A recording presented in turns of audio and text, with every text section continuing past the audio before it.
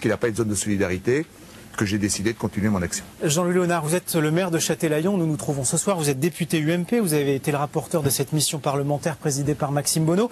De la douleur à la douleur, on en a rajouté avec cette affaire de zonage. Encore ce soir, on entend les habitants de ce quartier dire on n'est pas d'accord avec le zonage qui est fait ici au Boucholeur.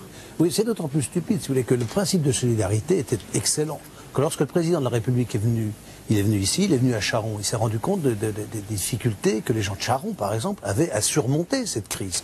Et là, on y était avec Dominique Bussereau, et on voyait bien que les gens n'avaient ni espoir, ni projet, et surtout qu'on n'avait pas les moyens de les protéger. Et qu'on ne les écoutait pas. Et non, pas du tout, et qu'ils n'avaient pas de moyens. Et là, le principe de solidarité qu'a voulu le président de la République était justifié.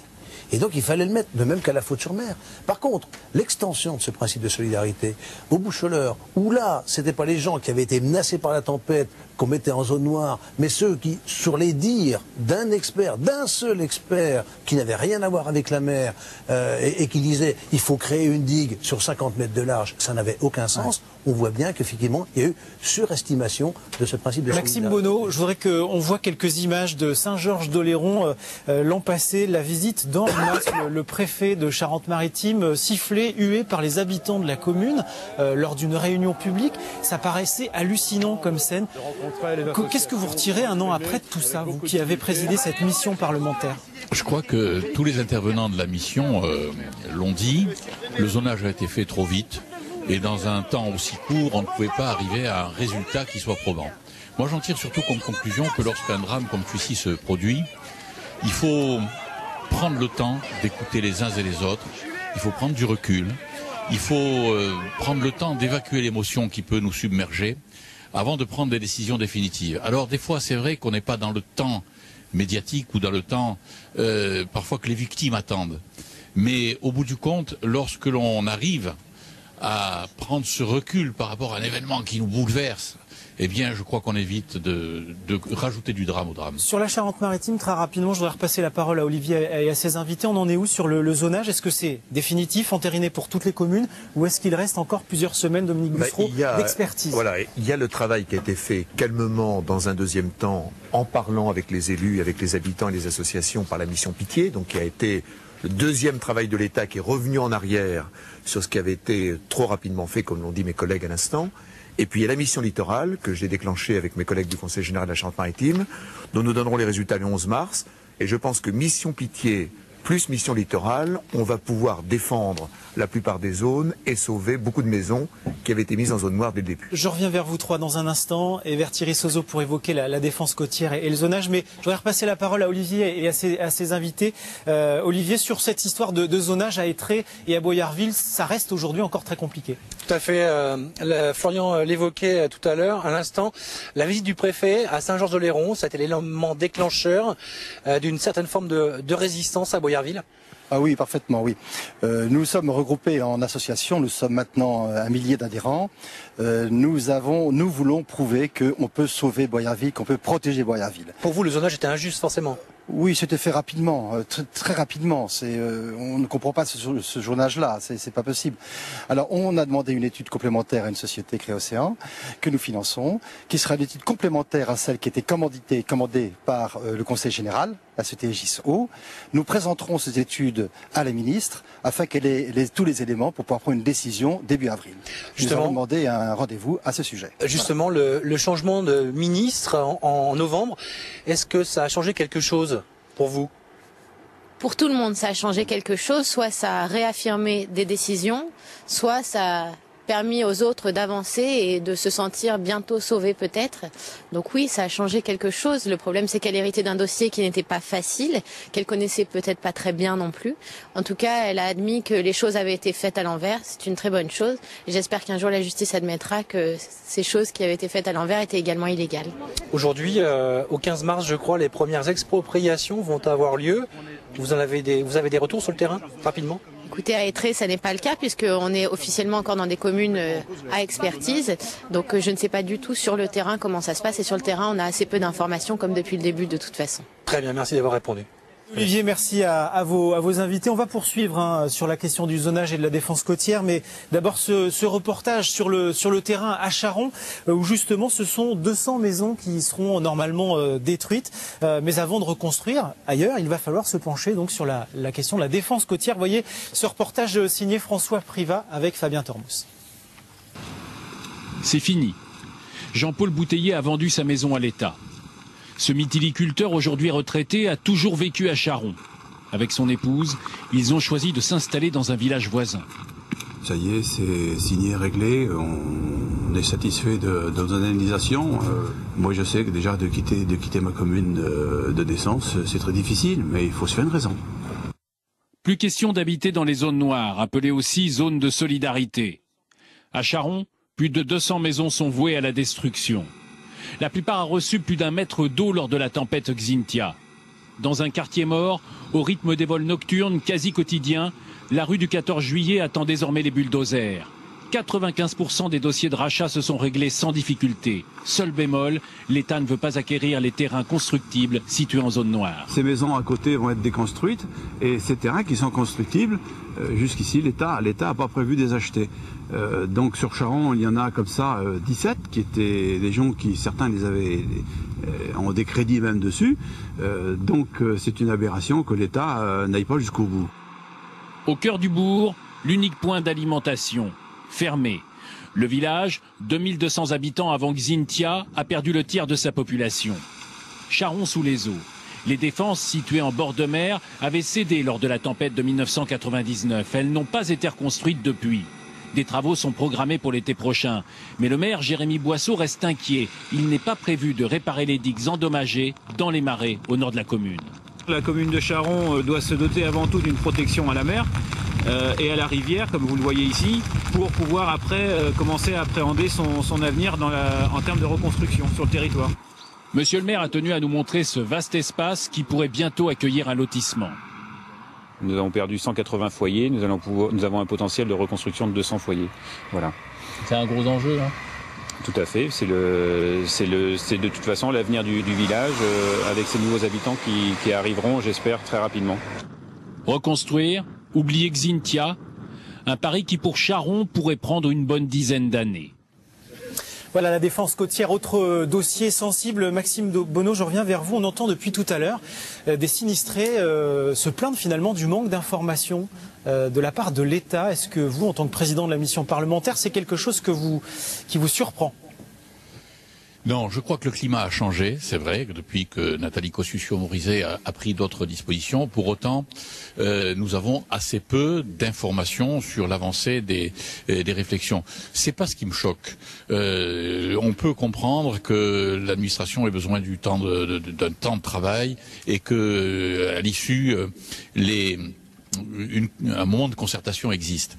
Le travail et la concertation, c'est quelque chose qui s'organise. Néanmoins, quand on se met à la place des sinistrés, chaque jour qui passe est un jour d'angoisse qui se rajoute à un autre. Et je crois qu'il est temps maintenant que l'on ait un peu d'espoir. Nathalie Kosciusko-Morizet a annoncé il y a quelques jours, le 14 février dernier, 500 millions d'euros pour réparer des digues, pour renforcer la défense de côte. Est-ce que ça vous paraît suffisant, cohérent avec ce que vous attendez ? 500 millions d'euros, ça permettra, c'est vrai, de renforcer les digues en mauvais état. Il y en a quelques kilomètres dans notre pays. Moi, je me demande si c'est vrai, si le fonds Barnier pourra dégager ces fonds-là. Mais je pense qu'on aura les moyens de dégager 500 millions d'euros. Ce qui m'inquiète le plus, c'est l'absence d'une ressource pérenne et affectée à l'entretien des digues. Parce que c'est de cela dont nous souffrons. Je pense que l'oubli, qu'on le veuille ou non, reviendra. Ouais. Et si on n'a pas une ressource affectée à l'entretien des digues, eh bien petit à petit, on finira par oublier que c'est primordial. Jean-Louis Léonard, ce plan NKM, est-ce que ça vous convient ? Il y a une soixantaine de mesures. Alors il y a ces 500 millions d'euros, mais il y a aussi le plan d'alerte Météo France qui va être revu. Il y a pas mal de choses. Est-ce que ça vous a semblé cohérent ?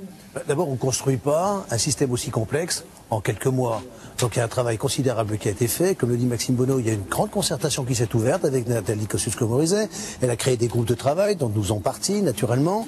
Elle nous écoute et on travaille avec la DGPR, ce qui est exceptionnel parce que si la Direction Générale des Prévisions des Risques avait travaillé un peu avec nous en amont, on n'en serait pas arrivé là. Donc aujourd'hui, on est dans un système normalisé de relations. Mais on ne construira pas un système de protection complet en quelques mois, c'est bien évident. Par contre, on va faire quoi là très concrètement ici, là, à quelques mètres de nous, on a surélevé de 60 cm ce qui existait auparavant. Est-ce qu'on va faire ça tout le long de la côte de Charente-Maritime? Bien sûr, c'est une initiative que nous avons prise parce que nous pouvions la prendre sur le plan communal. Maintenant, nous attendons effectivement que le Conseil général ait terminé ses études, c'est considérable, et ça va très très bien, ça va très très vite.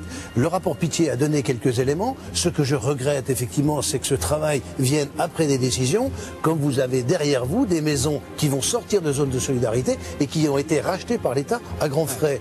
Donc là, on voit bien cette incohérence. Dominique Bussereau, on a déjà, je crois, dépensé 20 millions d'euros pour le département. On a fait trois choses. On a fait un premier plan entre le 28 février de l'an passé et la fin mars pour les grandes marées d'équinoxe. On a fait un deuxième plan. En effet, nous, on a dépensé à peu près 20 millions d'euros pour le département, sans compter l'aide de l'État et de l'Europe, pour un autre plan qui est en cours actuellement, avec d'ailleurs des travaux qui se feront à Charon dès le mois de juillet. Et puis il y a le fameux plan 3, mais je partage également l'avis de mes collègues. Il faudra de l'argent, donc l'État nous annonce 40%. 500 millions, ça suffit?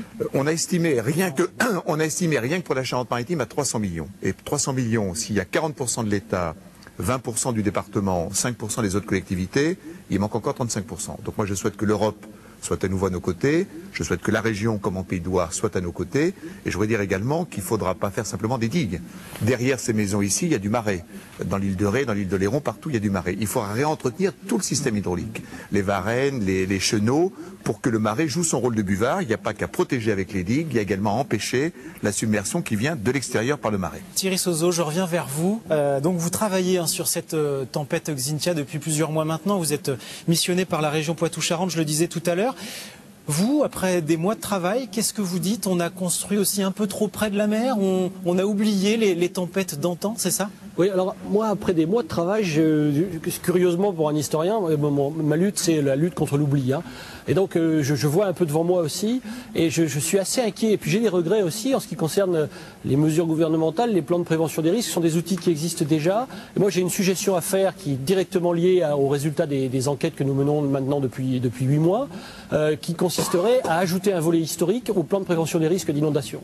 Il ne suffit pas d'avoir un aléa de référence à l'intérieur duquel les gens qui vont acquérir une maison ou qui vont habiter vont être prévenus qu'il est possible que la mer vienne. Un jour peut-être. Mais il faut aussi avoir des événements de référence. Alors, on en a un avec Xynthia. Dans l'histoire, on en a de nombreux autres, puisque je parlais tout à l'heure d'événements extrêmes. Hein. Il y a un découplage à réaliser avec les événements avec les changements climatiques. Et donc, mon message, puisqu'il y a des parlementaires ce soir autour de la table, ce serait d'inscrire à la fois dans la pierre avec des repères de submersion sur le terrain et dans la loi, finalement, la mémoire de ce risque-là, pour lequel on a à la fois Xynthia, on a des témoignages et sur 2 ou 3 générations, on peut remonter sur les submersions anciennes, et puis on a des archives qui nous permettent, comme on l'a fait dans l'ouvrage collectif sur Xynthia, de remonter à 2 ou 3 siècles. On arrive au terme de cette émission, c'est passé très vite, 20 secondes à chacun. Alors je sais que la question est un peu large, un peu ouverte. Sur l'urbanisation, est-ce qu'il ne faut pas faire un peu plus attention? On sait que la pression immobilière est très forte dans votre département, qu'il attire beaucoup. Maxime Bonneau et ensuite... Oui, pardon. Oui. Allez-y, bon, je ne pense pas que ce soit la pression immobilière qui fasse que l'on construise près de la mer. Hein, c'est tout simplement ce que disait M. Sozo, c'est l'oubli. L'oubli qui fait qu'on se croit toujours protégé et plus fort que les éléments. Tout simplement. Dominique Bussereau, pour conclure. La Charente-Maritime est un département qui a toujours protégé son environnement. Et les problèmes qui sont produits en Vendée sont d'une autre nature. Il n'y a pas eu ici cette pression des promoteurs. Ceci étant, ça n'empêche pas qu'il faut qu'on soit très vigilant pour l'avenir. 20 secondes, Jean-Louis Léonard, merci. Je constate que si on prend les boucheleurs, il n'y a pas eu d'erreur. On ne peut pas considérer qu'il y a eu des erreurs manifestes. Et les erreurs sont vraiment des cas d'espèce. Donc globalement, on est sur le littoral. Et comme le disait Maxime et comme le disait Dominique, je crois qu'il faut qu'on prenne en conscience qu'on court un risque, qu'on ait des plans de prévention et qu'on ait des mesures de protection qui soient à la hauteur du risque. C'est aussi simple que ça. Et ça coûtera beaucoup d'argent, c'est vrai, mais la vie des gens vaut bien cet argent-là. Merci à vous tous d'avoir accepté ce soir notre invitation ici au Bouches-au-Leur en direct de Châtelaillon. Un petit mot sur ce supplément, je vous le montre. Voilà, si Anthony Forestier peut cadrer le supplément de nos confrères de Sud-Ouest consacré exclusivement à Xynthia un an après. Vraiment un très beau supplément. N'hésitez pas à vous le procurer, il fera date. Et puis effectivement, ça permet peut-être de conserver cette mémoire qui parfois nous fait défaut. Merci à tous. Merci pour votre fidélité. Dans un instant, c'est la suite du 19 avec l'édition nationale. À demain.